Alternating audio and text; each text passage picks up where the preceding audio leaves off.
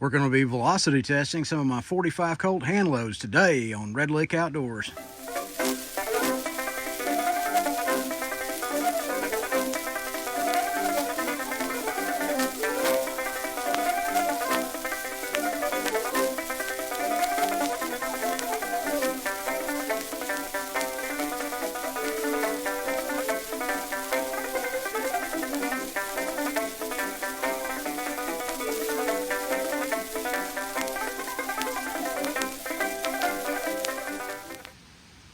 Okay, so what we're going to be shooting today are some of my 45 Colt hand loads.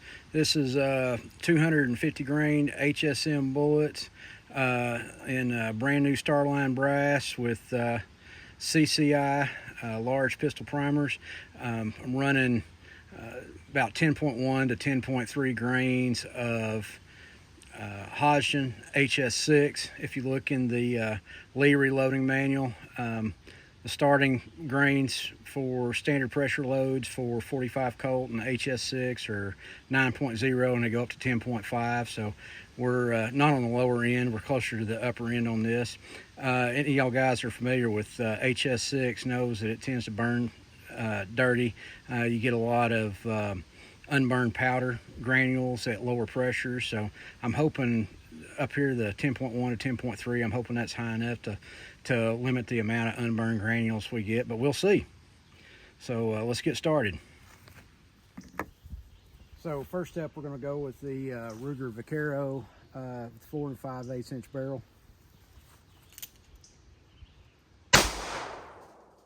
877.3. 901.9. 910.4, 956.4, 886.2. Should be all five. Yep. So that gives us, let's see.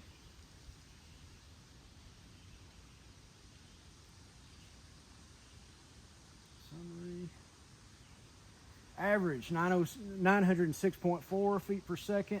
The minimum was 877.3. The maximum was 956.4. Standard deviation of 27.5, not great. Extreme spread 79.1. Kinetic energy 456 foot-pounds. And the power factor 226.6. I actually like the foot-pound range there. Energy, not that that's that big of a deal.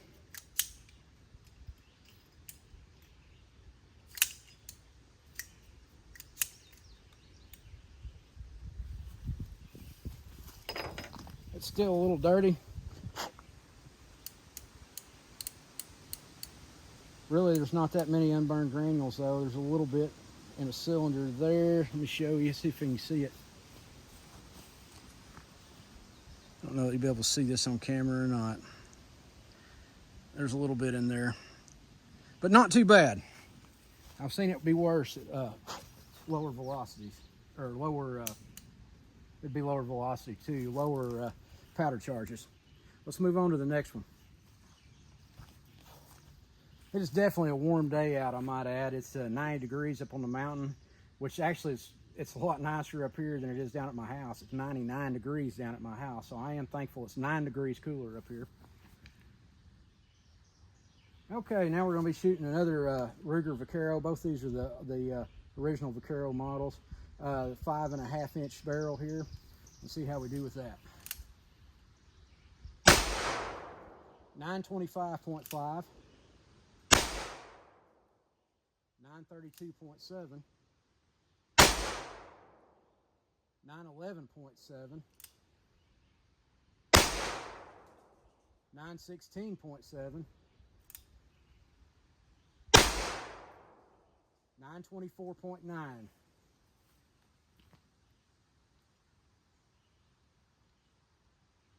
Gives us an average of 922.3 with a minimum velocity of 911.7 feet per second, a maximum of 932.7, a standard deviation of 7.3. I like that a lot better.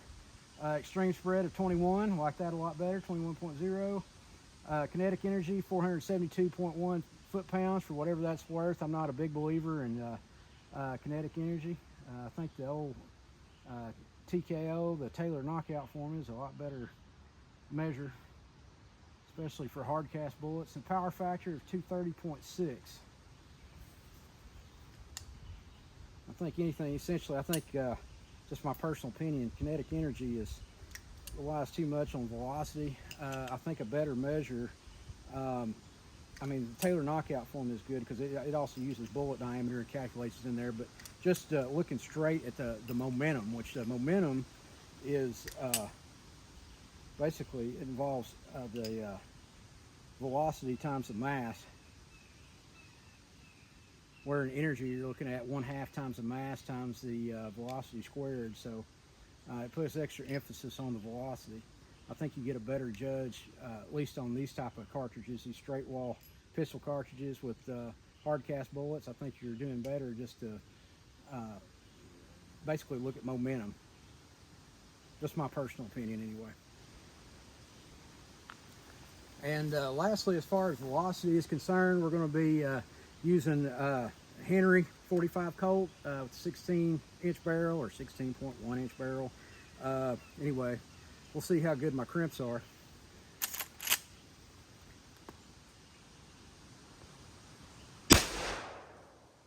(1,134.5).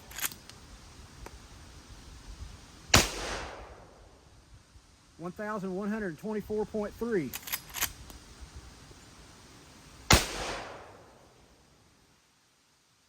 1,124.3. 1,133.2.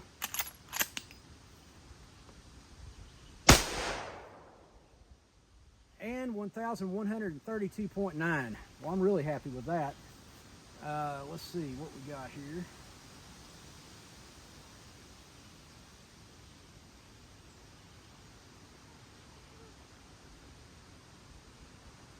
So our average was 1,129.3 feet per second. Our minimum was 1,124.3 feet per second. Our maximum was 1,134.5 feet per second. Standard deviation 4.5. I like that.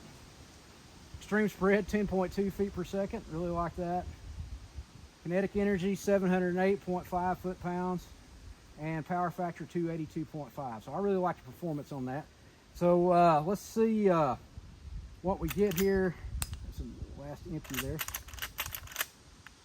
try to shoot some steel and see how that goes. I know I need to get a microphone for this stuff so y'all guys can hear me. Let's see how this goes. Try to shoot some steel.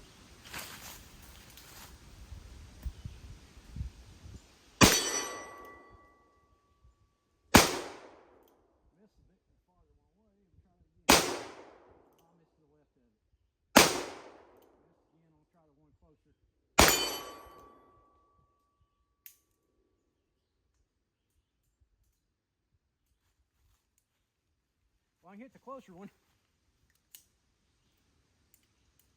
Let's try with that 5.5-inch barrel and see how I can do with that. Hopefully I can do a little bit better. If not, I know I can do better with the rifle. And I know I'm doing a bunch of 5-shot strings, and it's not because that I'm into doing the cowboy load. I normally carry 6 when I'm carrying a revolver. I always carry 6 if I've got a transfer bar and I can carry 6. Now I wouldn't do that. Don't do that if I'm carrying a revolver or I don't have the transfer bar and you've got a firing pin resting on a case. I don't do that. But if I've got a transfer bar, I always carry 6. I just test in the 5-shot strings. It's easier to me because all our ammo boxes are based on basically a divisible amount that's divisible by 5 and not an amount that's necessarily divisible by 6. Anyway, nothing but my OCD that makes me do that. Let's see if I can hit with this.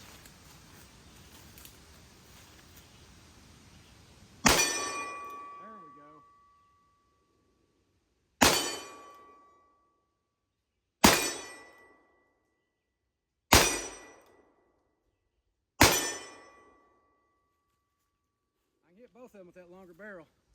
Let's try the rifle and see how that does. Now I'm going to try to do this without losing any of my new Starline brass. We'll see if that happens.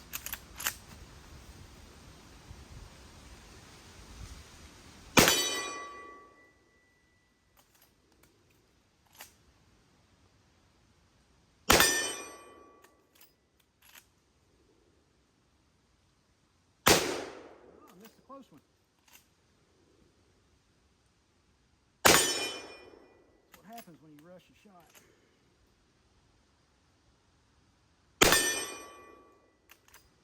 All right, pretty good. Except for that one miss, that's totally my fault. Not the gun's fault. Anyway, I hope that was interesting and maybe somewhat informative. If you're looking for a load for 250 grain lead bullet in your 45 Colt, I like Hodgdon HS-6. Like I said, it can be a little bit dirty, and there's other stuff out there. There's plenty of other things you can pick from. So if that's not your flavor, anyway, y'all have a good day. We'll talk to you later.